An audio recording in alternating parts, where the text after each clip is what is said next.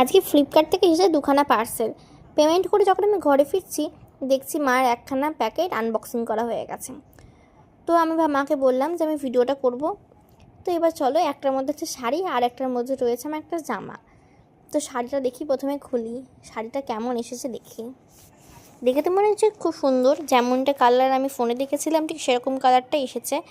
Wow, খুব সুন্দর। এর ব্লাউজ পিসটা খুব সুন্দর, পিঙ্ক কালারের পুরোটা।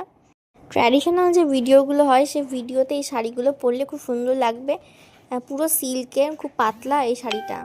মানে আমি এতটা পাতলাও চাইনি, এটা খুবই পাতলা।